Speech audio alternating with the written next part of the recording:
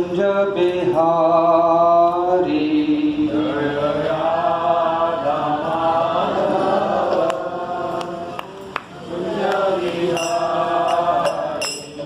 जय राधा माधव कुंज बिहारी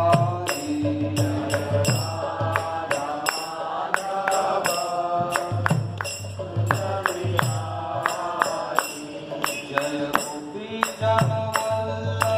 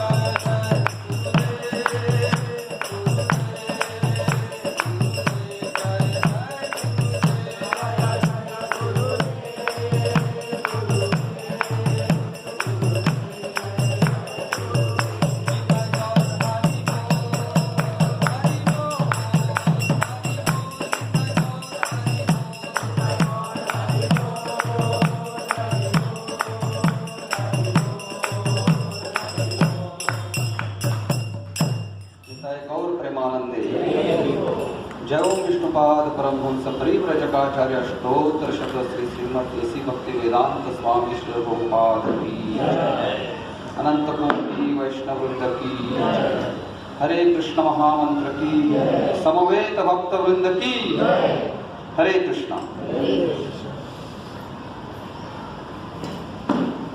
ओम नमो भगवते वासुदेवाय। ओम नमो भगवते वासुदेवाय। ओम नमो भगवते वासुदेवाय। ओम नमो भगवते वासुदेवाय। ओम नमो भगवते वासुदेवाय।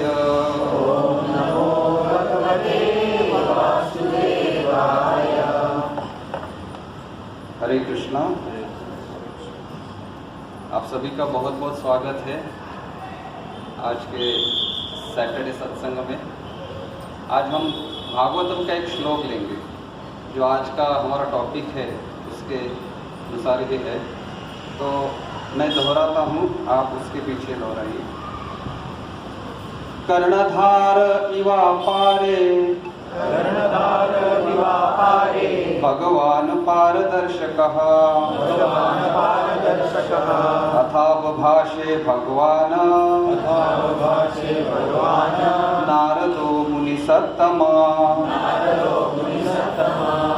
कर्णधार इवा पारे, कर्णधार इवा पारे, भगवान पारदर्शकः, भगवान पारदर्शकः, तथा भाषे भगवानो, तथा भाषे भगवानो, नारदो मुनिसत्तमा, नारदो मुनिसत्तमा।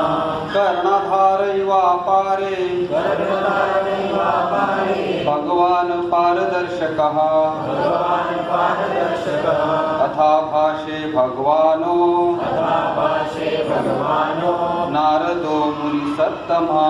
नारदो मुनिसत्तमा। कर्णधार जहाज का कप्तान, भारत का कप्तान, इव इव जैसे, जैसे, अपरे अपरे विशाल महासागरों में, विशाल महासागरों में, भगवान भगवान का प्रतिनिधि, भगवान का प्रतिनिधि, परादर्शकः, परादर्शकः, जो दूसरे पक्ष को निर्देश दे सकता है, जो दूसरे पक्ष को निर्देश दे सकता है। अतः अतः इस प्रकार इस प्रकार आभाभाषे कहने लगा, कहने लगा, भगवान भगवान ईश्वरीय व्यक्तित्व, ईश्वरीय व्यक्तित्व, नारद नारद, महान ऋषि नारद, महान ऋषि नारद, मुनि सत्ततम, मुनि सत्तम, भक्त दार्शनिकों में सबसे महान। भक्त दार्शनिकों में सबसे महान। अनुवाद इस प्रकार है, आप विशाल महासागर में एक जहाज के कप्तान की तरह है और हमें हमारी मंजिल तक पहुंचा सकते हैं। इस प्रकार संबोधित करते हुए दार्शनिक भक्तों में सबसे महान दिव्य व्यक्तित्व देवर्षि नारद ने बोलना शुरू किया। यहाँ पे प्रभुपाद तात्पर्य में बताते हैं, विभिन्न प्रकार के दार्शनिक हैं और उनमें से सबसे महान वे हैं जिन्होंने भगवान के व्यक्तित्व को देखा है और भगवान की दिव्य प्रेम पूर्ण सेवा में खुद को समर्पित किया है। भगवान के ऐसे सभी शुद्ध भक्तों में देवर्षि नारद प्रमुख है और इसलिए उन्हें यहाँ सभी दार्शनिक भक्तों में सबसे महान के रूप में वर्णित किया गया है। जब तक कोई व्यक्ति किसी प्रामाणिक गुरु से वेदांत दर्शन सुनकर पर्याप्त रूप से, हरे कृष्ण हरे कृष्ण,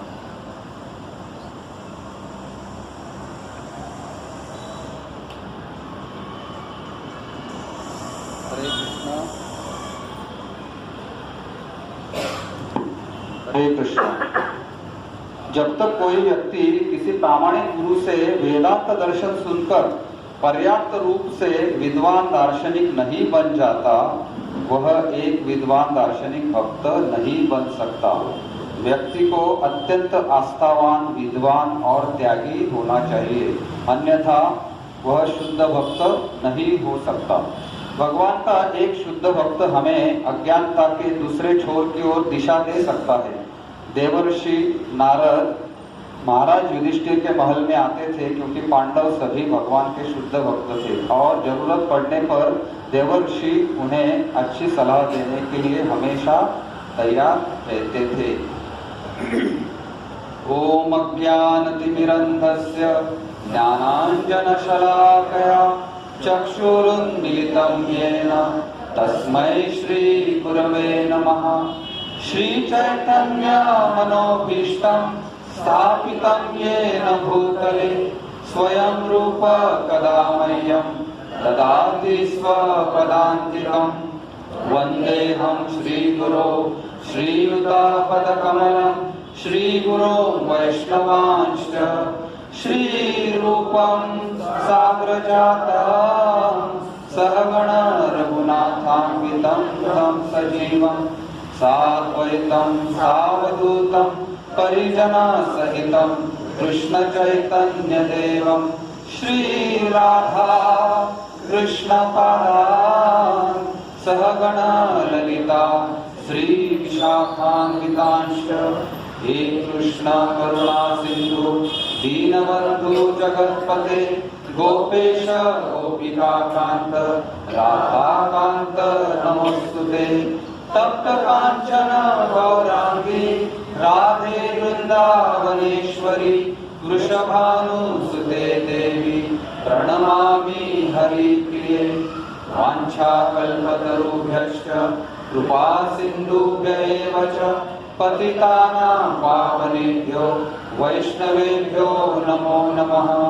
जय श्री कृष्ण चैतन्य प्रभु नित्यानंद श्री अद्वैत गदाधर श्रीवासादि गौर भक्तवृंद। हरे कृष्णा कृष्णा कृष्णा हरे हरे, हरे राम राम राम हरे हरे। हरे कृष्णा कृष्णा कृष्णा हरे हरे, हरे राम राम राम हरे हरे। हरे कृष्णा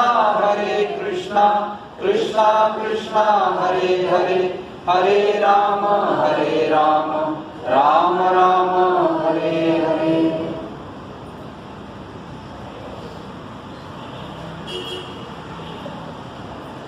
हरे कृष्णा। आप आपका अमूल्य समय निकाल के यहाँ आध्यात्मिक बातें सुनने और उसको आचरण में लाने का प्रयास करने के हेतु यहाँ उपस्थित हुए हैं। मैं अंतर्राष्ट्रीय कृष्ण भावनामृत संघ की तरफ से आप सभी का बहुत बहुत आभार व्यक्त करता हूँ और मुझे आज ये मौका मिला है कि आप सबके साथ संग करूँ और भागवत का जो विशेष श्लोक है उसके बारे में कुछ चर्चा करूँ। ये इसका जो तात्पर्य है हम अभी उसके विस्तार रूप उसमें डिस्कशन करेंगे। तो ये केवल हमारे लिए हमारी शुद्धता के लिए है। तो प्रभुपाद ने बहुत अच्छा तात्पर्य भी दिया है। तो हम अभी इसका वर्ड टू वर्ड मीनिंग शुरू करते हैं, उसके बाद उसके रिलेटेड जो तात्पर्य है उसके बारे में चर्चा करेंगे। हरे कृष्ण।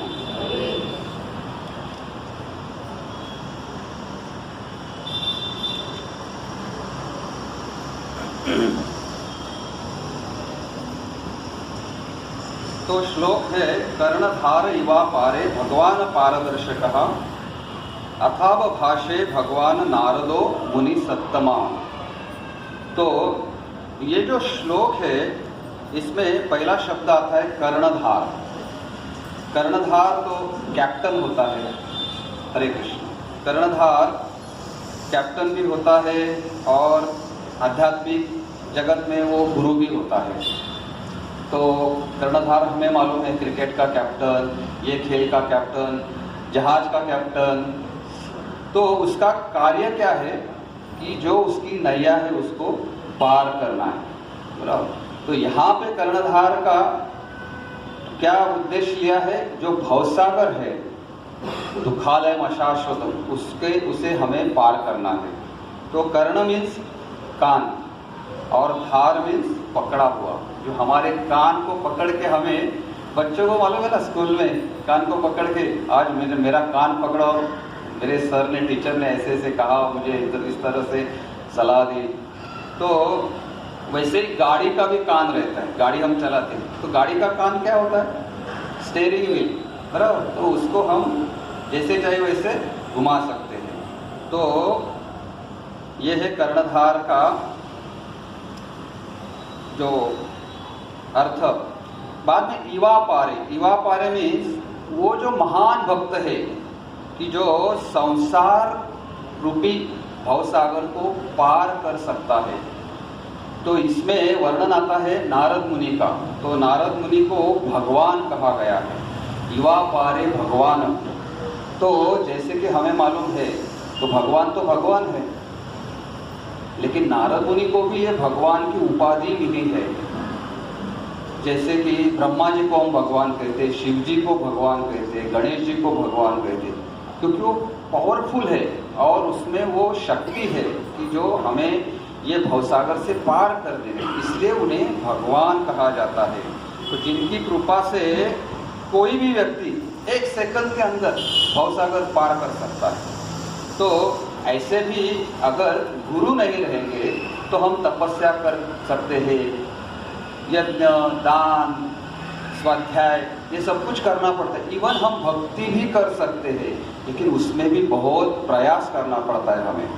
लेकिन अगर गुरु की अगर कृपा हो जाएगी तो ये जो हम कहते हैं ना कि अगर मुझे बॉम्बे से दिल्ली जाना है, अगर मैं चलते जाऊं तो कितने साल नहीं, कितने महीने, दिन लगेंगे, बराबर।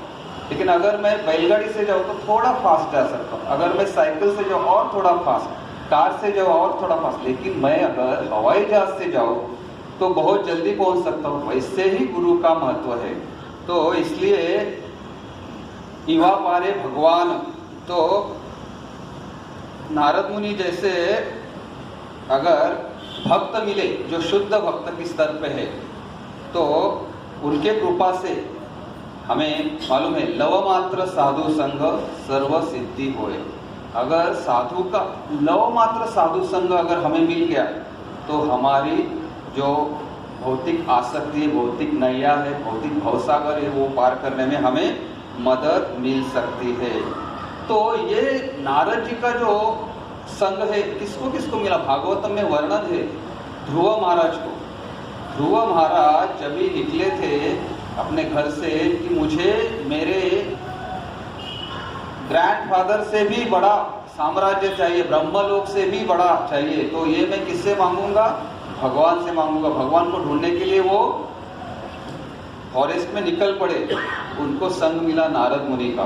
नारद मुनि ने उन्हें मंत्र दिया और उसे कैसे करना है, मिट्टी से भगवान का अर्च विग्रह कैसे करना, उसको ध्यान लगा के कैसे उसे मंत्र का जाप करना है। विधि ने 6 मंथ, 5 साल का बालक 6 महीने के अंदर भगवान का दर्शन कर पाया। ये किसके कारण हो गया, भगवान नारद और प्रहलाद महाराज जो कि अपने माता कयादु के गर्भ में थे, लेकिन उनको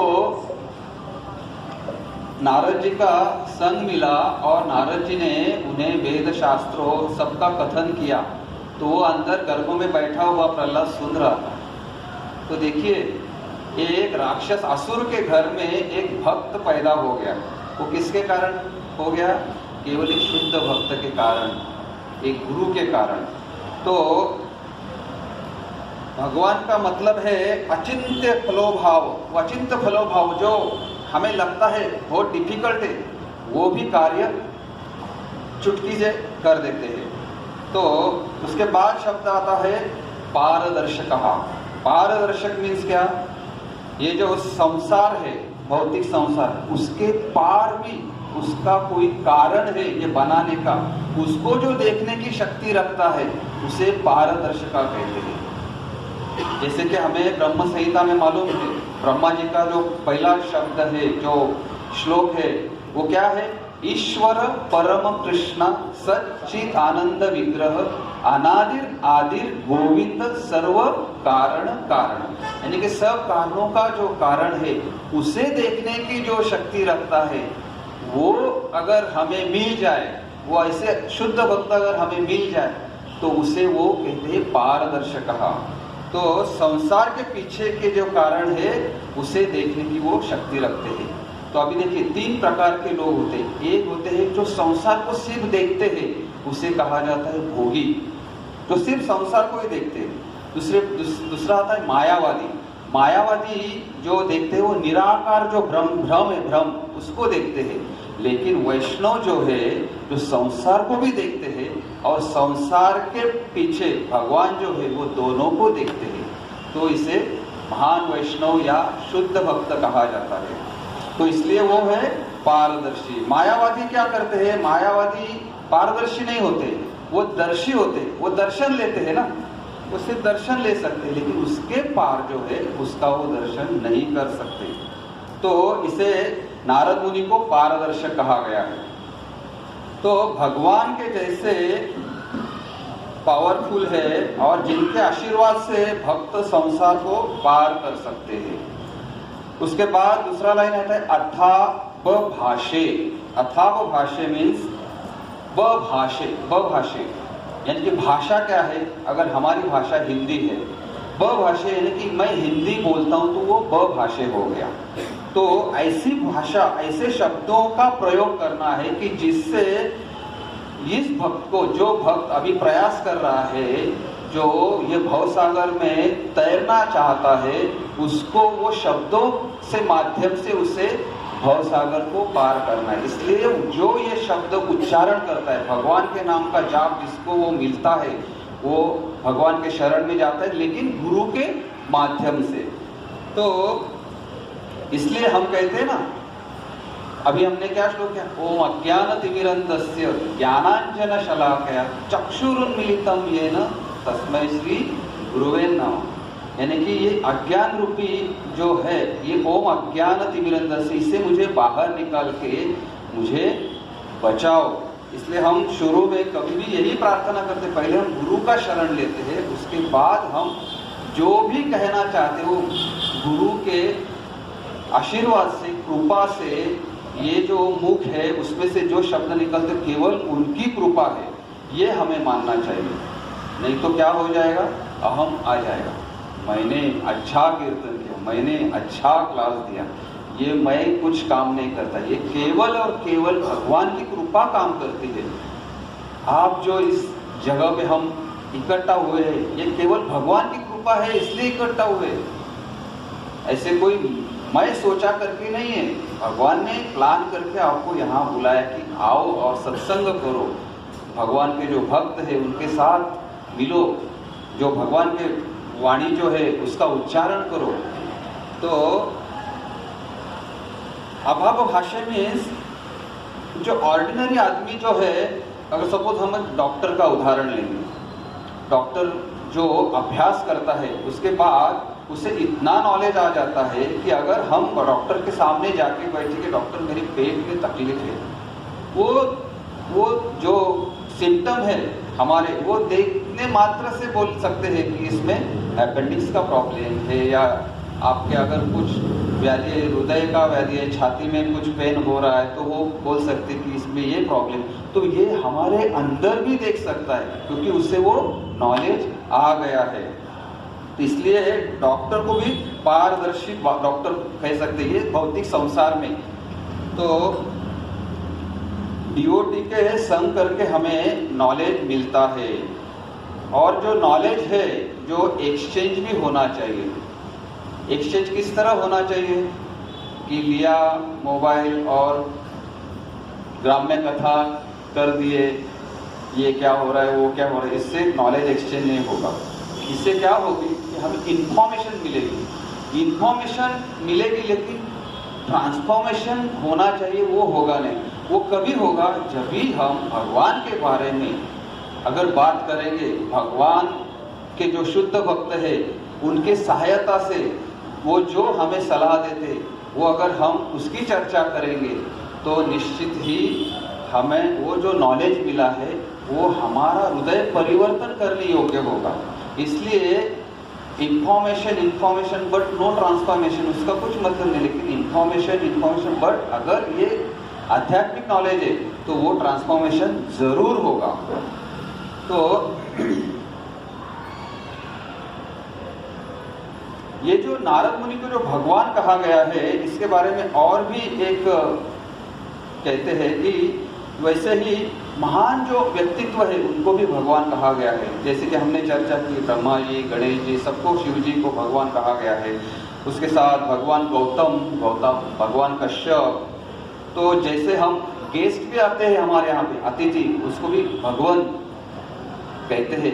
ऋषियों को भगवान कहा जाता है, ऋषि पत्नी को भगवती कहा जाता है। कभी भिक्षा मांगने के लिए अगर कोई सन्यासी जाते हैं, कोई ब्रह्मचारी अगर जाते हैं किसी के द्वार पे, तो भगवती भिक्षाम देही ऐसे कहते हैं ना। तो ये उनको उपाधि देते हैं, उनका वो सम्मान है। और लास्ट में जो शब्द है मुनि सत्तमा, मुनि सत्तम मीन्स नारद ऋषि, मुनि, नारद ऋषि भी है और मुनि भी है।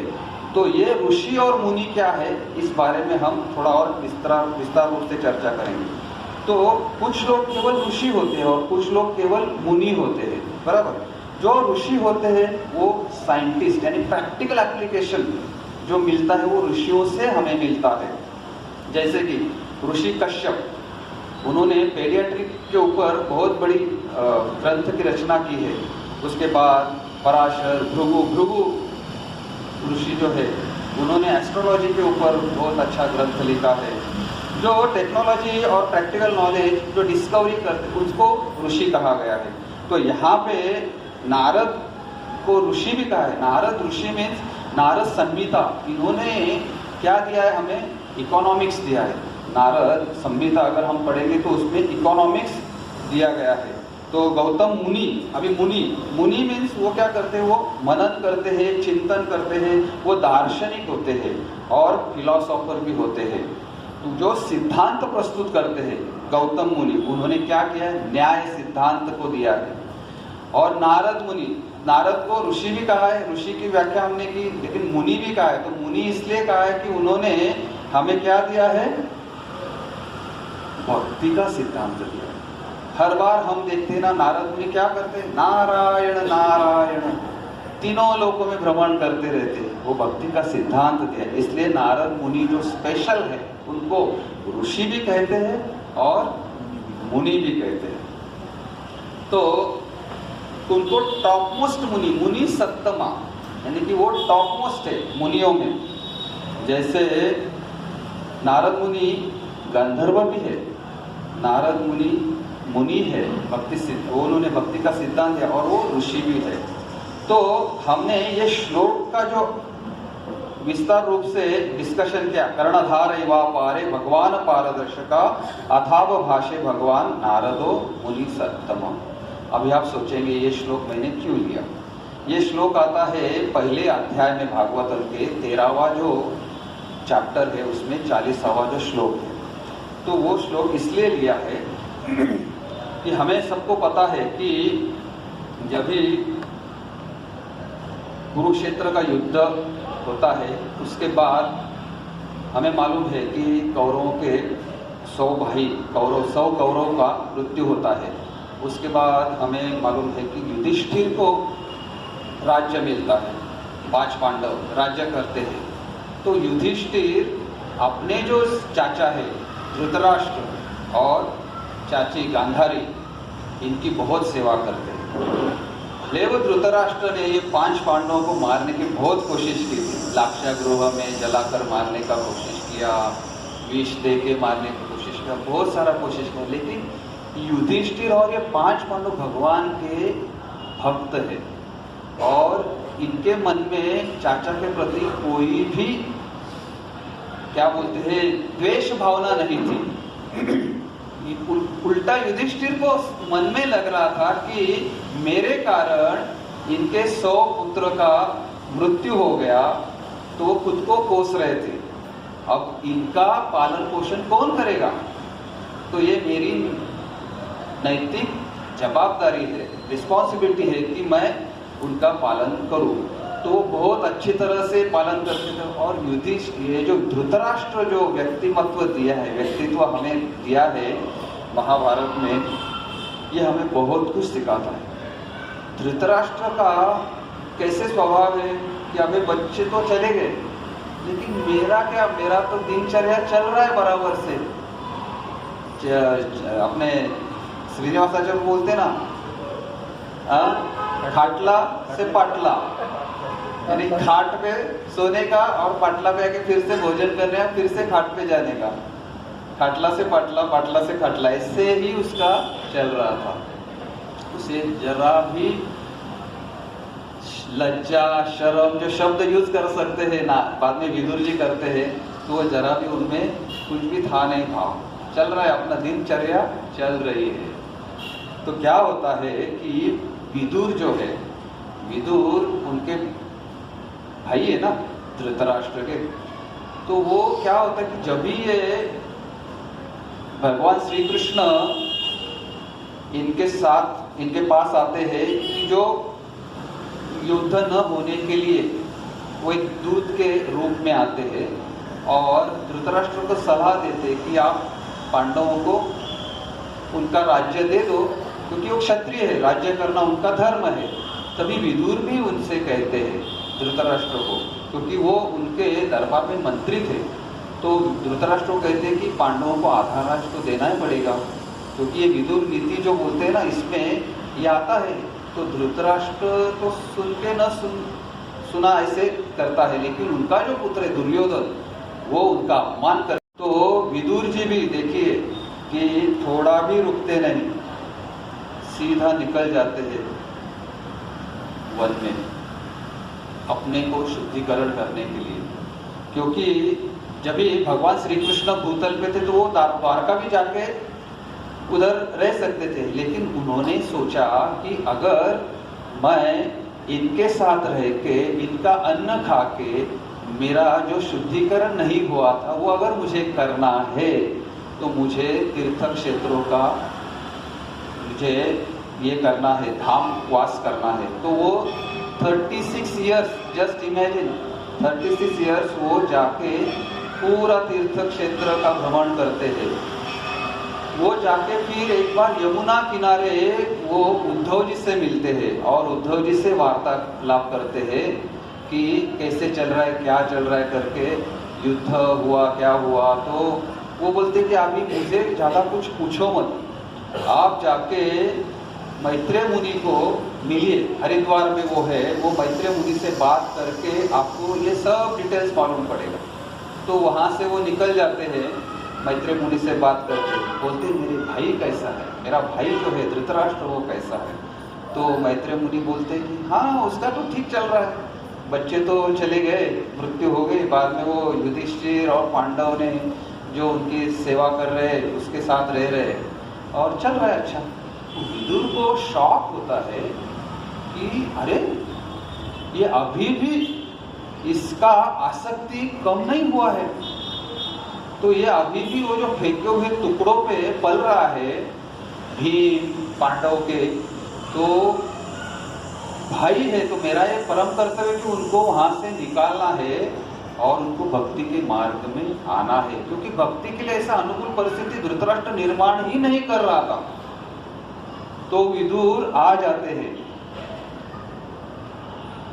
तो द्वार में 36 साल के बाद द्वारपाल भी उन्हें पहचानने से इनकार कर देते, पॉसिबल है ना, 36 ईयर्स बड़ा स्पैन है। तो वो अंदर बोलता है कि युधिष्ठिर महाराज को कि विदुर आए।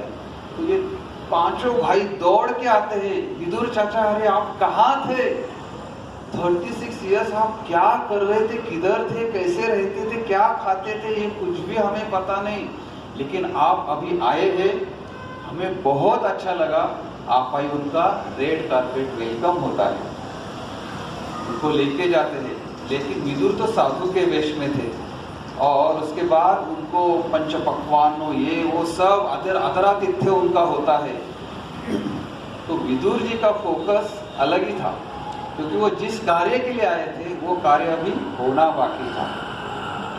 जैसे कि रात में सब अपने अपने कक्ष में चले गए, तो विदुर अपने कक्ष से उठे और वो कहाँ चले गए, धृतराष्ट्र के कक्ष में। वहाँ जाके फिर उन्होंने पूछा मुझे पहचाना, तो धृतराष्ट्र ने कहा 36 ईयर के बाद वो तो अंधे, मन से भी अंधे, सबसे अंधे हो गए थे। तो उन्होंने विदुर ने कहा अरे आप व्यास देव के पुत्र हो, आपके भाई शुकदेव गोस्वामी है, हाँ? आपको परमपिता परमेश्वर श्री कृष्ण का दर्शन हुआ है, क्योंकि वो अंधा था। लेकिन जब भी भगवान वो ये करने के लिए आए थे, क्या बोलते, युद्ध नहीं करने के लिए, वो उनसे क्या कहते उसको, सुलह करने का शांति दूत बन के आए थे। तभी धृतराष्ट्र कहते हैं भगवान को, दुर्योधन भगवान का अपमान करते तो भगवान अपना विराट रूप दिखाते हैं, तो वो विराट रूप वो देख नहीं पा रहे थे क्योंकि वो अंधे थे। तो भगवान से वो प्रार्थना करते हैं कि मैं जन्म से अंधा हूं, मैंने किसी को देखा नहीं, एटलीस्ट मुझे दृष्टि दे दो कि मैं आपका दर्शन कर पाऊं। तो उनको वो दृष्टि भगवान प्रदान करते हैं और वो भगवान का साक्षात भगवान का दर्शन कर पाते। अब देखिए, भगवान का दर्शन करने के बाद भी, व्यासदेव के पुत्र होने के बाद भी, शुकदेव गोस्वामी के भाई होने के बाद भी उनमें कोई परिवर्तन नहीं हो रहा था। तो विदुर उनको कोसते हैं, तुम कितने निर्लज्ज हो, तुम कितने निर्लज्ज हो कि जो फेंके हुए टुकड़ों पे तुम पले हो, जिनको तुमने मारने का प्रयास किया है उनके साथ बैठ के उनके जो फेंके हुए टुकड़ों पे तुम खा रहे हो, सो रहे हो, ऐशो आराम की जिंदगी जी रहे हो। तो ये कठोर शब्द का प्रयोग उनको करना पड़ा विदुर जी को, क्योंकि अगर ये कठोर शब्द का प्रयोग नहीं करते तो उनमें और भी कुछ चलता है, अमृत चल रही है, ऐसे करके वो अपना दिन बिताते थे। लेकिन वो प्रयोग करके फिर धृतराष्ट्र का मन में वो जागृत हो गया, स्पार्क नहीं। तो उन्होंने पूछा कि अभी मुझे क्या करना है, अभी के अभी चलो, अभी के अभी यहाँ से निकलो। तो बोले ठीक है, एक काम करता हूँ, मैं मेरे युधिष्ठिर को तो बोल के आता हूँ। नहीं, अगर आप बोलने भी जाओगे तो वो तुम्हें छोड़ेगा नहीं, अभी के अभी आप निकलो। तो वो विदुर जी के साथ निकल जाते हैं और उनके साथ उनकी पत्नी भी पीछे से आती है, गांधारी। और विदुर जी का जो सिद्धि था उसकी वजह से वो सप्त स्त्रोत में उनको लेके जाते हैं। सप्त स्त्रोत ऐसे कहा जाता है कि हरिद्वार में है, लेकिन वो हरिद्वार में नहीं है। शास्त्रों में वर्णन है कि ये गोमुख जो है, जहाँ माता गंगा अवतरित हुई, वहाँ पे वो जगह को सप्त स्त्रोत कहते हैं। तो वहाँ पे वो लेके जाते हैं। तो उसके बाद दूसरे दिन युधिष्ठिर उठता है और देखता है कि जाके बड़े चाचा को, अभी विदुर भी है, उनको प्रणाम करने जाओ, वैसे संस्कार रहते हैं ना। तो वो जाता है, कक्ष में देखता है तो धृतराष्ट्र भी नहीं है, विदुर भी नहीं है, माता गांधारी भी नहीं है, ये कहाँ चले गए। तो उन्हें और दुख होता है कि देखो मेरे कारण ऐसे हो रहा है। तो उनका बच्चों का भी मृत्यु हो गया, वो भी मुझे छोड़ के चले गए, और मैं अभी जो उनकी सेवा करके मुझे थोड़ा सा प्रायश्चित्त करना था वो भी नहीं कर पा रहा हूँ, करूँ तो क्या करूँ। ऐसे समय में जो शुद्ध भक्त है उनका आगमन होता है, वो है नारद जी। तो नारद जी वहाँ आते हैं और इसके बाद जो श्लोक है उसमें उन्होंने युधिष्ठिर को भी कहा है कि आपको क्या लगता है, आपका भी समय आएगा तो आप इमीडिएटली सब छोड़ के निकल जाओ, लेकिन अभी जो गए हैं उसके लिए आप चिंता मत करो, क्योंकि ये भगवान का इच्छा है। तो वो अब गए हैं 5वें दिन में, 5 दिन होने के बाद धृतराष्ट्र अपना जो अंदर का अग्नि है उसको अपनी सिद्धि से प्रज्वलित करेंगे और खुद उसमें राख बन जाएंगे। और उसके बाद उनमें गांधारी भी प्रवेश करेगी और वो भी खुद को उसमें अवतरित भस्म कर देगी। तो कुछ लोग ऐसे बोलते कि कुंती भी उनके साथ चली गई थी। तो इसके बाद जो नारद मुनि वहाँ आते हैं तो वो उनको कहते हैं कि आप ये शोक मत करो, शोक करने का कोई कारण नहीं है, जब ये आपका समय भी आएगा आपको भी यहाँ से निकलना है। तो इसलिए ये विभिन्न प्रकार के दार्शनिक जो है, जो तत्वज्ञ है, जो गुरु के चरण में बैठ के अगर सुनते हैं और उसको अपने जीवन में अगर आचरण में लाते हैं तो उसे क्या होता है, गुरु की कृपा मिलती है। और गुरु की कृपा मिलने से क्या होता है, भगवान की कृपा मिलती है। तो ऐसे भी बोलते हैं ना कि बोलने के लिए तो बहुत सारा कुछ बोल सकते हैं। जैसे हम अगर कोई भी अपना ज्ञान बाहर कर देता है, अब पान के दुकान में जाओ, पान वाला भी चालू कर देगा, अरे ये संसार ऐसा है, वो ऐसा है, लेकिन वो खुद क्या कर रहा है, आचरण में तो नहीं ला रहा है। बोलने वाले तो बहुत होते हैं। तो इसलिए प्रामाणिक गुरु जो होता है वो पहले अपने आचरण में लाता है। जैसे कि उदाहरण आपको सबको तो मालूम होगा, एक उदाहरण ऐसा है कि एक गुरु महाराज आते हैं गांव में। तो वो गांव में एक माताजी अपने बच्चे को लेके आती है गुरु महाराज के पास, और गुरु महाराज को कहती है कि ये ना बहुत रसगुल्ला खाता है, तो इसको ज़रा बोल दीजिए कि आप ये कम खाओ। तो गुरु महाराज बोले ठीक है, अगले हफ्ते में फिर से आऊँगा, फिर से मैं बताता हूँ। तो अगले हफ्ते गुरु महाराज आते हैं, फिर वो बच्चे को लेके आती है माँ, और फिर से गुरु महाराज को बोलती है कि देखिए महाराज, ये बच्चे को आप बोलने वाले थे ये हफ्ते, तो आप बोल दीजिए। तो गुरु महाराज बोल देते, हाँ देखो बेटा, रसगुल्ला नहीं खाना ज़्यादा, खाओ ही मत, क्योंकि आपको कुछ व्याधि भी हो सकती है, आप कुछ ज़्यादा ही खा रहे हो। तो बेटा बोला ठीक है, नहीं खाऊंगा। वो माँ तकरार करती है गुरु महाराज को, ये जो आप बोले ये लास्ट वीक भी बोल सकते थे ना, तो अभी क्यों बोल रहे हो आप। तो गुरु महाराज बोलते हैं कि मुझे भी रसगुल्ला बहुत पसंद है, लेकिन मैं ये प्रयास कर रहा था ये हफ्ते में पूरा कि नहीं खाऊं, तब जाके मैं कुछ उसे बोल सकूं। तो इस तरह से हमें अगर किसी को कुछ देना है, ज्ञान देना है, तो पहले हमें खुद आचरण में लाना है। ऐसे नहीं करने से उसका इफेक्ट नहीं होगा। इसके बाद इसमें और एक तात्पर्य में बहुत सुंदर लाइन है जो मैं पढ़ता हूँ। व्यक्ति को अत्यंत आस्थावान, विद्वान और त्यागी होना चाहिए, अन्यथा वह शुद्ध भक्त नहीं हो सकता। ये प्रभुपाद ने तात्पर्य में लिखा है। तो प्रभुपाद ने क्या लिखा है, शुद्ध भक्त की डेफिनेशन दी दी है। जैसे श्रीनिवास आचार्य प्रभु लेक्चर में बोलते हैं ना कि प्रभुपाद कहते हैं कि भारतवर्ष में जिसने जन्म लिया वो सब भक्त है, लेकिन हमें क्या बनना है, भक्त नहीं, शुद्ध भक्त बनना है।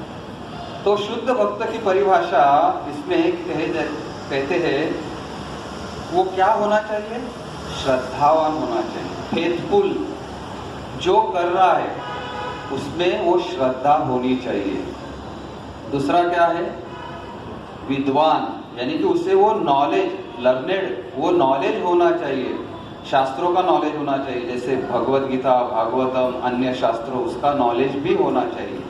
तीसरा उन्होंने क्या किया, वैराग्य भी आना चाहिए, रिनाउंस होना चाहिए। तो इसलिए उन्होंने कहा कि व्यक्ति को अत्यंत श्रद्धावान यानी फेथफुल होना चाहिए, लर्नेड एंड रिनाउंस होना चाहिए। ये अगर तीन गुण जिसमें आते हैं वो शुद्ध भक्त के स्तर पे जा सकता है। तो इसमें देखिए जो विदुर जो है, जो विदुर, इनमें तीनों क्वालिटी है। जैसे कि विदुर को श्रद्धा थी भगवान के ऊपर, उनको अगर घर से निकाल भी दिया है, राज्य से निकाल भी दिया है, लेकिन उनके मन में भगवान के प्रति श्रद्धा है, पूरा सरेंडर है, समर्पित है जीवन, जो भी मेरे लिए करेंगे भगवान अच्छा ही करेंगे। इसलिए वो जॉबलेस हो गए थे, वो तो चीफ मिनिस्टर थे वहाँ के, वो जॉबलेस हो गए थे। उनको ये चिंता नहीं थी कि मेरा EMI कौन भरेगा, मेरा ये कौन करेगा, मेरे बीवी बच्चों का ख्याल कौन रखेगा। नो, सब चिंता उनके ऊपर छोड़ के वो श्रद्धा पूर्वक वहां से निकल पड़े। उसके साथ उनके पास शास्त्रों का नॉलेज भी था। उनके घर में कोई भी ऋषि मुनि अतिथिगण आते थे, उनकी वो सेवा करते थे, उनसे वो ज्ञान लेते थे और उसके साथ साथ उनका वैराग्य का भी लक्षण है, जो वो आसक्त नहीं थे किसी भी चीज में। क्योंकि हमें भी ये सीखना है कि ये जो हमारी पोजीशन है भक्ति में, या हम कहते हैं कि हमारा जो प्रोफेशनल लाइफ है, जो सोशल लाइफ है, इसमें सर्टेन पोजीशंस रहते हैं ना, कि हमें इसका ज्ञान होना जरूरी है कि ये कभी भी हमारे से छीन के ले जा सकते हैं।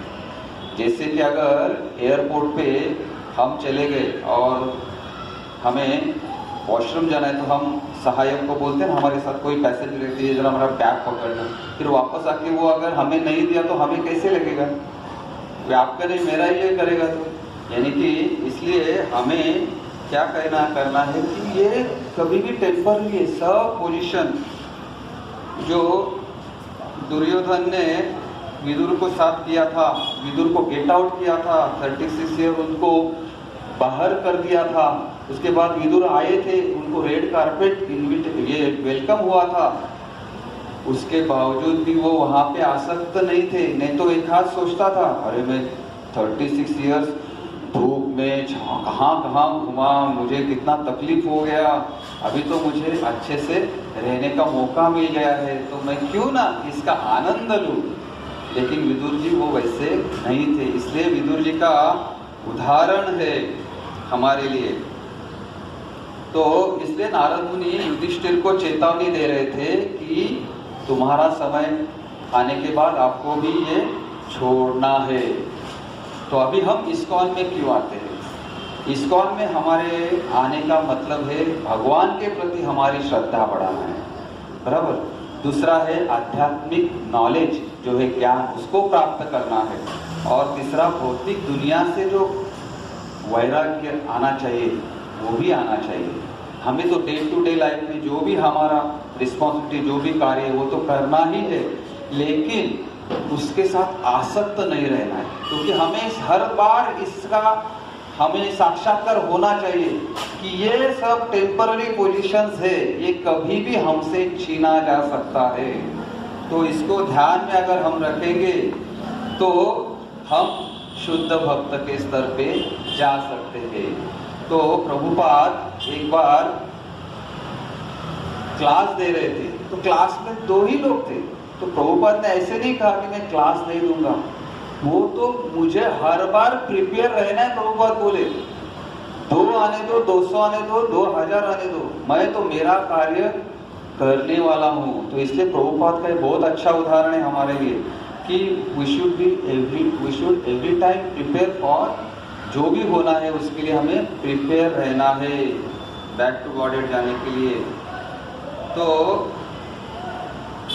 ये जो प्रभुपाद हमें तात्पर्य में विदुर के रूप से, युधिष्ठिर के रूप से, नारद मुनि के रूप से और धृतराष्ट्र के रूप से सभी हमें इसका समझाते हैं अर्थ क्या है शुद्ध भक्ति के लिए। इसलिए ये जो चैप्टर है वैराग्य के बारे में बहुत बात करता है। प्रभुपाद का जो परपट है, जो प्रभुपाद ने ये जो परपट लिखना चालू किया ना, वो कभी किया मालूम है आपको? जब प्रभुपाद ने अपने 5 पुत्री जो भी है उनके, वो पत्नी को छोड़े, उसके बाद वो वृंदावन में आए, और वृंदावन में आने के बाद ये जो भागवतम का जो परपट है ये लिखना चालू किया। यानी कि ये जो भाव था प्रभुपाद का लिखने का, वो भी वैराग्य का भाव था। तो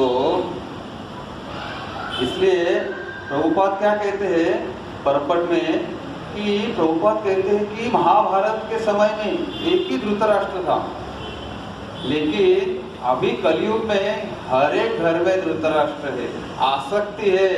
धृतराष्ट्र क्या है? आसक्ति है। तो हमें अगर उससे निकलना है बाहर, तो हमें विदुर जैसे भक्त की जरूरत है। तो ये प्रभुपाद ने कहा है। तो ज्यादा करके लोग इस दुनिया में क्या करते हैं,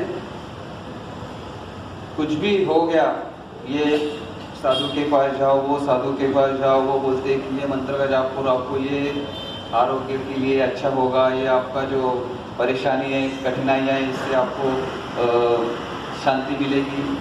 बहुत कुछ कहते हैं, लेकिन प्रभुपाद क्या कहते हैं कि इस तरह से भक्ति करो कि हमें ये दुनिया में फिर वापस आना ही नहीं है।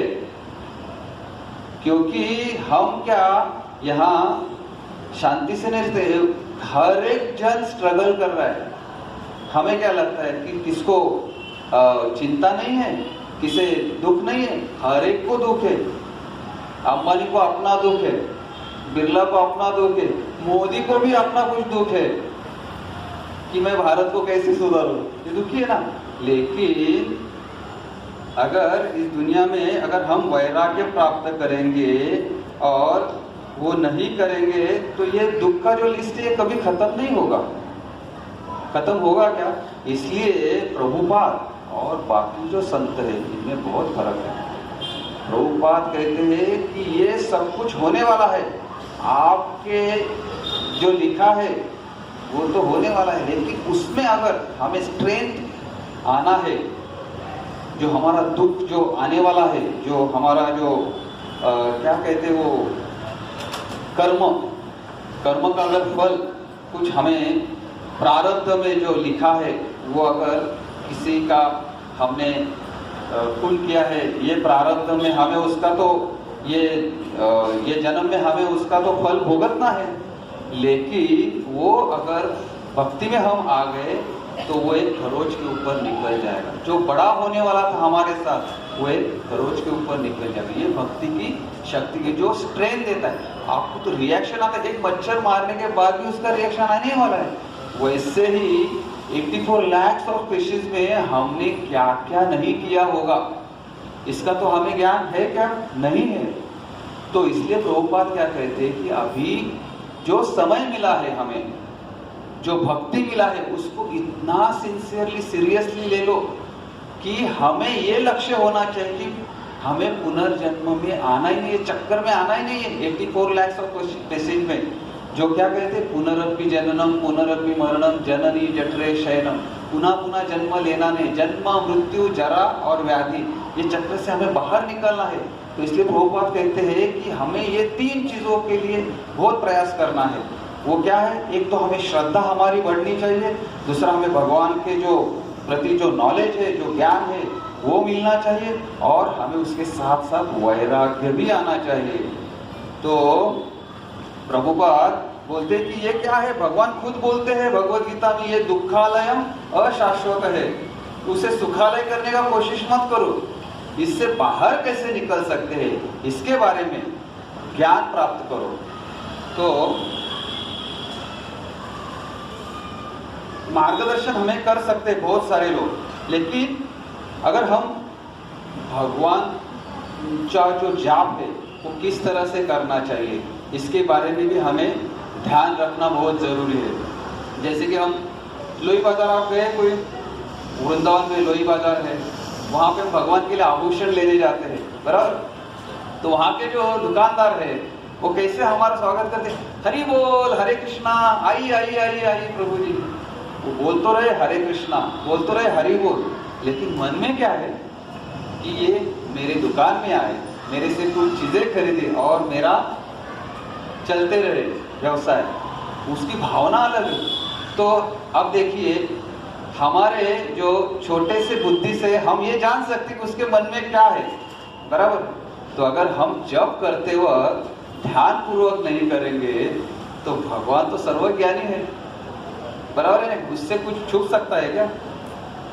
तो हमें इसका ध्यान रखना है कि हम किस भाव से भगवान को पुकारना चाहिए। नहीं तो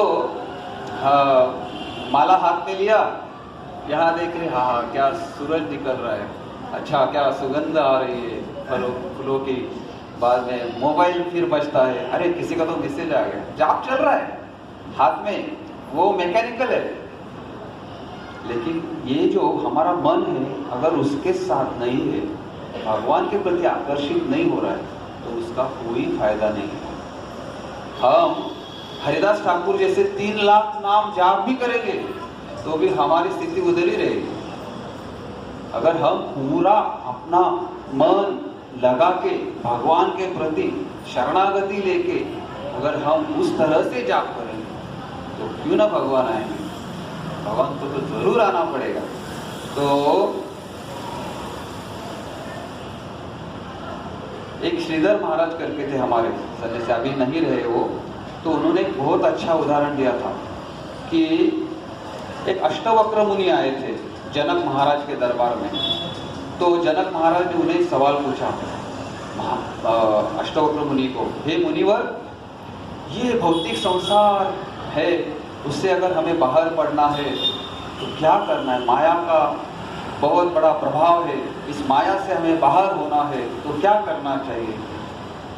तो अष्टवक्र मुनि अपने स्थान से उठे और वहां पे एक पिलर था, जाके पिलर को कस के पकड़े। ये उनकी दशा देखकर सब दरबार में हंसने लगे। अरे जनक महाराज ने सवाल क्या पूछा और अष्टवक्र मुनि जाके वो पिलर को पकड़े। तो अष्टवक्र मुनि क्या थे, उनका नाम था, वो 8 शरीर के 8 भाग में वक्रता उनकी आई थी।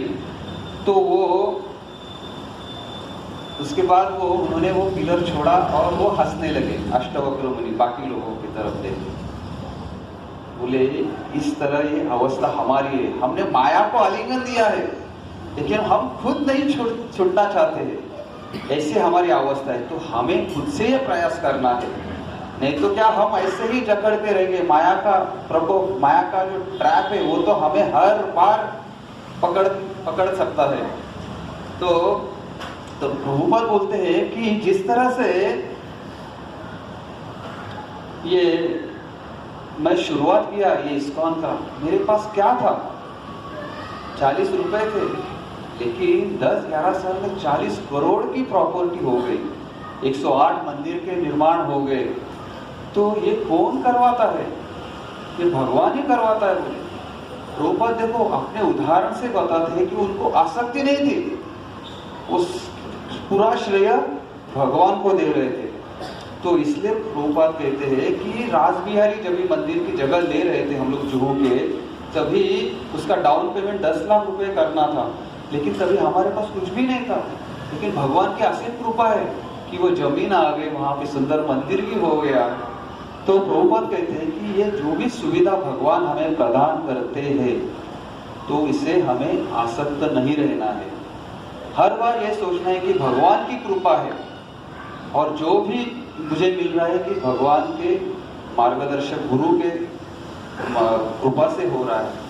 तो प्रभुपाद ने भी देखिए इतना सब होने के बाद उन्होंने जो विल बनाया था, उन्होंने अपने बच्चों के नाम पे, बीवी के नाम पे, ब्लड रिलेशन किसी को भी नहीं रखा। उन्होंने 11 भक्त चुने, सीनियर उनके जो शिष्य थे उनका वो गवर्निंग बॉडी कमिटी करके जीबीसी स्थापन किया और उनको ये पूरा सुपुर्द किया।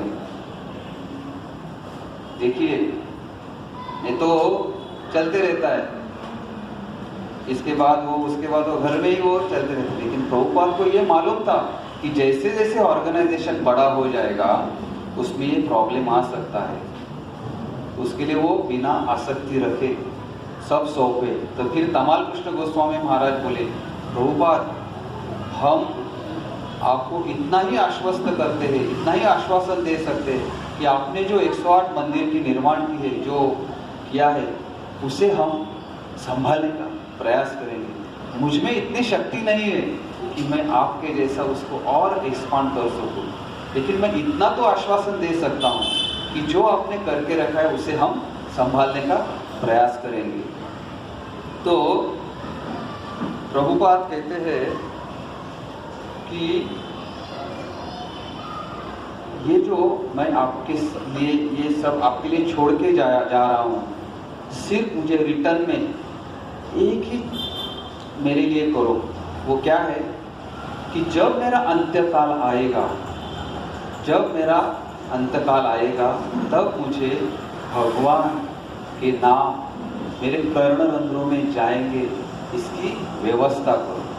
तो इसलिए हम देख सकते हैं कि जब भी प्रभुपाद बेड रिडन हो गए थे, उनके बाजू में सब शिष्य बैठ के भगवान के नाम का जाप कर रहे थे। देखिए इसे कहते हैं वैराग्य। जब भी प्रभुपाद बेड रिडन थे और प्रभुपाद जो भक्ति तीर्थ स्वामी महाराज जो बुक डिस्ट्रीब्यूशन करते थे, तो उस समय उनका नाम घनश्याम था। तो वो आके प्रभुपाद को वो प्रभुपाद इतने ये हो गए थे, खुश हो गए थे कि वो कुछ खा भी नहीं सकते थे। लेकिन जब भी वो आके बुक डिस्ट्रीब्यूशन का स्कोर सुनाए तो प्रभुपाद ने वो दिन 2 चपाती खाई। तो तमाल कृष्ण गोस्वामी महाराज बोले, अरे वाह, ये प्रभुपाद को बुक डिस्ट्रीब्यूशन किया तो बहुत अच्छा लगता है स्कोर सुनने के बाद। चलो फिर घनश्याम प्रभु को बोले, आप कल भी आना और प्रभुपाद को बोलना, क्यों ना प्रभुपाद 4 चपाती और खा ले। तो वो दूसरे दिन घनश्याम आए, भक्ति तीर्थ स्वामी महाराज, वो आके प्रभुपाद को स्कोर सुनाने लगे कि प्रभुपाद इधर इतना बुक डिस्ट्रीब्यूशन और उधर उतना। प्रभुपाद जरा भी देखे नहीं उनकी तरफ, जरा भी देखे नहीं उनके तरफ। और उसके बाद प्रभुपाद ने कहा कि आपको क्या लगता है, आप कर रहे हैं, you are not the doer, Krishna is the doer, वो करवा रहे हैं। देखिए क्या वैराग्य, क्या उदाहरण है हमारे सामने प्रभुपाद का, कि ऐसे हमारे महान वैष्णव, महान शुद्ध भक्त भगवान के जो अपने उदाहरण से हमें ये प्रदर्शित करते हैं कि ये भगवान करवा रहे हैं, कि ये प्रभुपाद के हृदय में पूरा पूरा था। तो इसलिए हमें ये जो गुरु का तत्व है, ये तत्वता हमें उसकी जानकारी रखना है कि गुरु क्या है, गुरु के साथ हमारा संबंध क्या है, ये संबंध क्यों प्रस्थापित करना है। क्योंकि हमें मालूम है कि गुरु की अगर हम कृपा पाएंगे तो भगवान की कृपा हमारे ऊपर निश्चित ही होगी। अगर गुरु की कृपा नहीं होगी तो भगवान की कृपा होना बहुत मुश्किल है, मैं तो कहता हूँ असंभव है। तो इसलिए आज जो हमने टॉपिक लिया था उसके बारे में जो हमने विस्तृत रूप से चर्चा की है, तो उसको मैं पूर्ण विराम देता हूँ और हम एक साथ एक माला करेंगे और उसके बाद जो गुरु के लिए आरती हम कहते हैं वो आज आरती करेंगे और थोड़ा उसके साथ कीर्तन करके हम अपना कार्यक्रम को विराम देंगे। हरे कृष्णा। बहुत बहुत धन्यवाद आप सबका।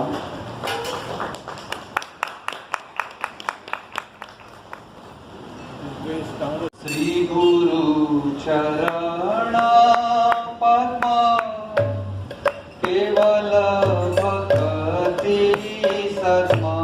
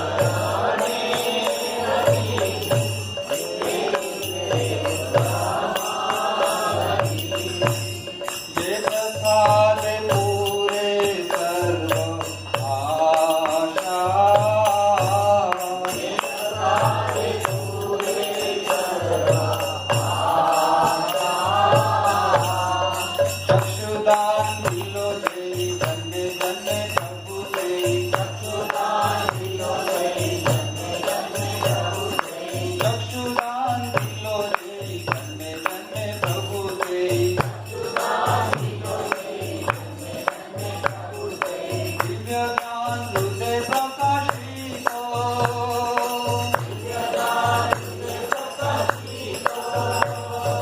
प्रेम भक्ति यहाँ है ते अविंद विनाश जाते प्रेम भक्ति यहाँ है ते अविंद विनाश जाते वेदे गाय जहाँ रचयितो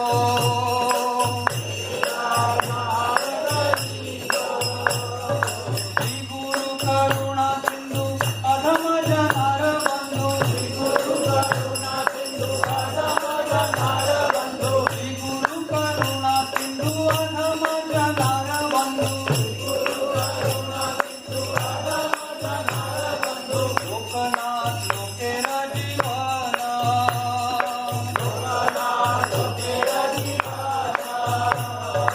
महाप्रभु करो दया देह मोरे पद छाया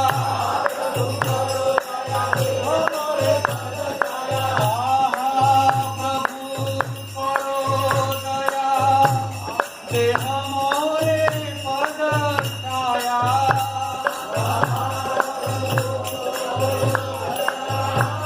देह मोरे पद छाया जय दुष्ट त्रिभुवना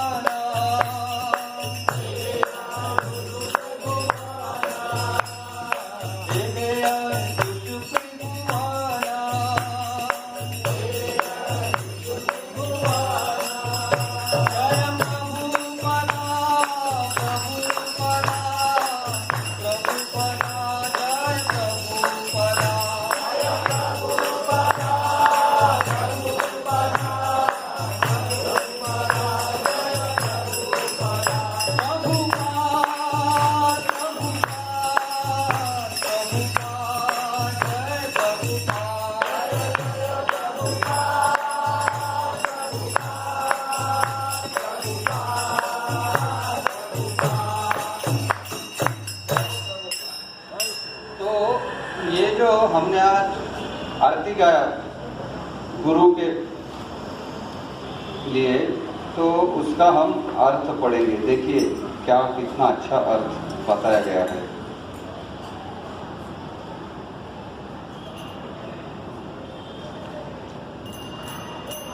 श्री गुरु चरण पद्म केवल भक्ति सद्म वंदो मुई सावधान मते।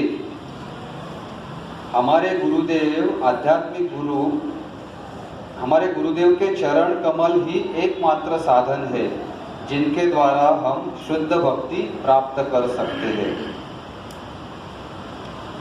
यहार प्रसादे भाई ए भव तरिया जाई कृष्ण प्राप्ति भय यहाँ हईते। मैं उनके चरण कमलों में अत्यंत भक्ति एवं श्रद्धा पूर्वक नतमस्तक होता हूँ। उनकी कृपा से जीव भौतिक क्लेशों के महासागरों को पार कर सकता है तथा कृष्ण की कृपा प्राप्त कर सकता है। गुरुमुख पद्म वाक्य चिते ते करिया ऐक्य आर ना करिह मने आशा। मेरी एकमात्र इच्छा है कि उनके मुख कमल से निकले हुए शब्दों द्वारा अपनी चेतना को शुद्ध करूं। श्री गुरु चरणे रति ऐसे उत्तम गति ये प्रसादे पूरे सर्व आशा। उनके चरण कमलों में अनुराग ऐसी स्थिति है जो समस्त मनोरथों को पूर्ण करती है। चक्षुदान दिलो जय जन्मे जन्मे प्रभु से दिव्य ज्ञान हृदय प्रकाशित। वे मेरी बंद आंखों को खोलते हैं तथा मेरे हृदय में दिव्य ज्ञान भरते हैं। जन्म जन्मांतरों से वे मेरे प्रभु हैं। प्रेम भक्ति यहाँ यहाँ हईते अविद्या विनाश जाते वेदे गाय जहार चरित। वो प्रेम भक्ति प्रदान करते हैं और अविद्या का नाश करते हैं। वैदिक शास्त्र उनके चरित्र का गान करते हैं। देखिए ये जो लाइन है ना, वेदे गाय जहार चरित, यानी कि वैदिक शास्त्र उनके चरित्र का गान करते हैं।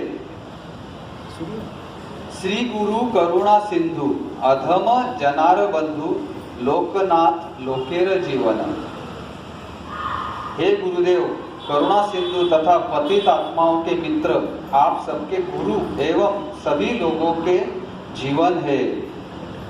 हा प्रभु करो दया, देह मोरे पद छाया, एबे यश भुषुक त्रिभुवन। हे गुरुदेव, मुझ पर दया कीजिए तथा मुझे अपने चरणों की छाया प्रदान दीजिए। आपका यश तीनों लोकों में फैला हुआ है। तो इतना सुंदर अर्थ है ये, जो आरती हम गाते हैं सुबह गुरु के लिए। तो आपको पता है कि प्रभुपाद कहते हैं कि गुरु कौन है? भगवान के रिप्रेजेंटेटिव है, बराबर है ना? तो उन्हें भगवान जैसा सम्मान देना चाहिए। इसलिए हम हर रोज गुरु की आरती करते हैं, प्रभुपाद की आरती करते हैं गुरु की। तो लेकिन उसके साथ साथ ये भी हमें ध्यान में रखना है कि गुरु हमें भगवान से कनेक्ट कर रहा है। गुरु को भगवान जैसा ही सम्मान देना है, लेकिन गुरु हमें भगवान से कनेक्ट कर रहा है, यानी कि भगवान है। इसलिए प्रभुपाद ने सिर्फ गुरु आरती को ही परमिशन दिया था। नहीं तो क्या होता है कि गुरु को भगवान समझ के हम उनकी आराधना करते और भगवान बाजू में रह जाता है। आजकल बहुत सारे ऐसे हम उदाहरण देख पा रहे हैं कि आप खुद को भगवान मान के चल रहा है, अपना दिन चल रहे, तो ये बहुत गलत है। और ये शास्त्रों में लिखा है, इसमें हम कुछ नहीं कर सकते। कलयुग में ये होने वाला है, जो अपने आप को भगवान मानने वाले हैं उनकी संख्या भी बढ़ने वाली है, लेकिन हमें हमारे चक्षु को ओपन रखना है और देखना है कि सही कौन है, गलत कौन है। तो इसलिए हमारा यही प्रयास रहता है कि अच्छे गुरु की तलाश हमें होनी चाहिए, और वो भी अंदर से हमें उनका ये आना चाहिए कि नहीं, मुझे भगवान की मार्ग में जाना है, आध्यात्मिक मार्ग में जीवन में जाना है, तो मुझे ऐसे गुरु प्रदान करो भगवान। तो भगवान बराबर अरेंज कर देते हैं ऐसे वैसे गुरु।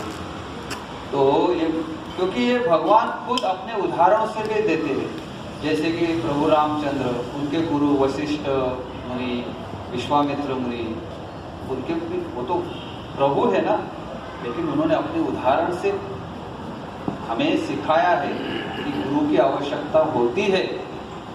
कृष्ण उनके भगीरथ मुनि और ये सांदीपनि मुनि उनके भी गुरु थे। चैतन्य महाप्रभु, ईश्वरपुरी और केशव भारती, जिनसे उन्होंने संन्यास लिया था, वो भी उनके सबके गुरु थे।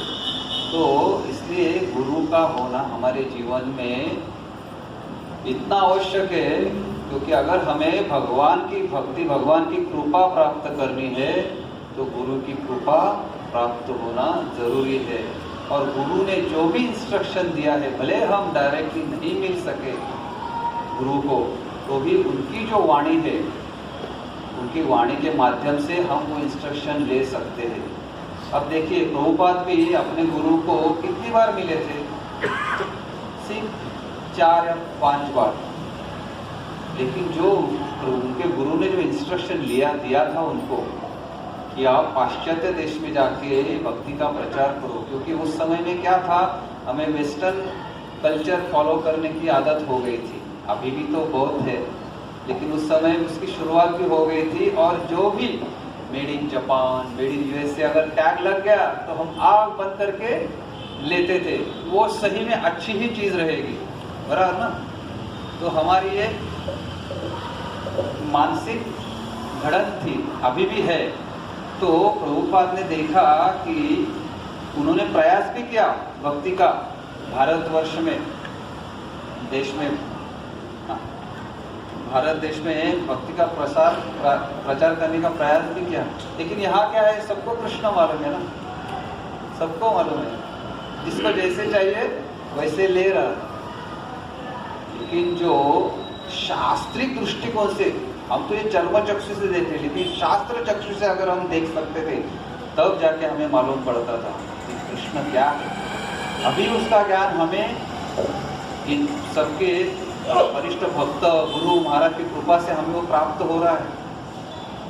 नहीं तो पब्लिक 16,108 नारी कृष्ण का तो भाई बढ़िया है गोपियों के बीच में। अरे लेकिन ये वर्णन तो करते वक्त तो हमारे मुंह से निकलता हुआ शब्द तो देखो 16,108 नारी, उनको रानी का दर्जा देना, हाँ, उनके लिए स्वतंत्र महल की निर्मित करना, उनके लिए दास दासियों की उनकी व्यवस्था करना, इतना होने के बाद भी हर एक के महल में कृष्ण स्वयं उपस्थित होना। खुद को डुप्लीकेट्स में कौन एक्सपांड कर सकता है इतना? केवल भगवान। हाँ, शिव जी के नकल करते पीने वाले, अरे शिव जी ने सुरा पिया है तो हम क्यों नहीं पिया? अरे शिव जी ने तो हलाहल भी पिया है, थोड़ा वो भी चखो। नकल ही करना है, भगवान के साथ तुलना करने जाते हैं। भगवान क्या इतना चीप है क्या? पड़ा हुआ है रास्ते पे, कुछ भी कोई भी आएगा, उसका महत्व हमें जानना है। ये केवल और केवल गुरु के माध्यम से, शास्त्रों के माध्यम से हमें प्राप्त होता है। इसलिए गुरु की कृपा होना बहुत जरूरी है। उसके सिवाय हमारी आध्यात्मिक उन्नति नहीं होती है। अगर हम जो भी ज्ञान डिस्कस करते हैं, नॉलेज, वो क्या है? हम एक पथदर्शक है। लेकिन गुरु की जो कृपा है वो केवल जो गुरु है, जो डिसिप्लिन सक्सेशन में जो आते हैं, परंपरा से जो आते हैं, जो चार जो हमारे ये है संप्रदाय है, उनके थ्रू जो आते हैं वो ऑथेंटिक है। मैं इसलिए कह रहा हूँ क्योंकि जैसे हमने अभी कहा कि खुद को भगवान मानने वाले अपने संप्रदाय का विस्तार किए, अपसंप्रदाय है, इसे हमें बच के रहना है। शास्त्रों में वर्णित किया है 4 संप्रदाय ऑथेंटिक है। एक है ब्रह्म मध्व गौड़ संप्रदाय जो ब्रह्मा जी से आया हुआ है। दूसरा है रुद्र संप्रदाय जो शिव जी से आया हुआ है। तीसरा है लक्ष्मी का श्री संप्रदाय, और जो 4 कुमार जो है उनसे जो आए वो कुमार संप्रदाय। तो हमें ये सौभाग्य प्राप्त हुआ है कि हम ब्रह्मा जी के संप्रदाय में है, ब्रह्म मध्व गौड़ संप्रदाय जो मध्वाचार्य से आया है। उड़ुपी में जो मध्वाचार्य जी है उनके थ्रू आया है। तो हमें ये सौभाग्य, हम ऑथेंटिक परंपरा में है, डिसिप्लिन सक्सेशन में है कि जो वर्णन किया है शास्त्रों में उसके आधार पे हम बोलते हैं, बात करते हैं। इसलिए हम वो कॉन्फिडेंट है क्योंकि हम क्या कहते हैं इसके ऊपर हमारी श्रद्धा है। तो जैसे कि प्रभुपाद ने तात्पर्य में कहा कि हम क्या करते हैं उसके ऊपर हमारी पहले श्रद्धा होनी चाहिए, उसके बाद उसके नॉलेज होना चाहिए, ज्ञान होना चाहिए, और उसके साथ साथ हमें वैराग्य भी होना चाहिए। तो इससे क्या होगा? हम शुद्ध भक्त के स्तर पे जाने का प्रयास करेंगे। वैसे तो बहुत कठिन है लेकिन इम्पॉसिबल भी नहीं है। तो इसलिए प्रभुपाद जो प्रीफेस हम लोग पढ़ते हैं ना भगवद गीता का, उसमें उन्होंने लास्ट में क्या कहा है कि अगर एक भी अगर शुद्ध भक्त बना तो मैंने जो प्रयास किया है वो सफल हो गया। तो देखो उनकी क्या अभिलाषा है, ये है वैराग्य, ये है गुरु की कृपा। तो इससे हमें ध्यान में रखना है और अपना आध्यात्मिक उन्नति करना है। तो अभी हम डांसिंग कीर्तन करेंगे। हरे कृष्णा।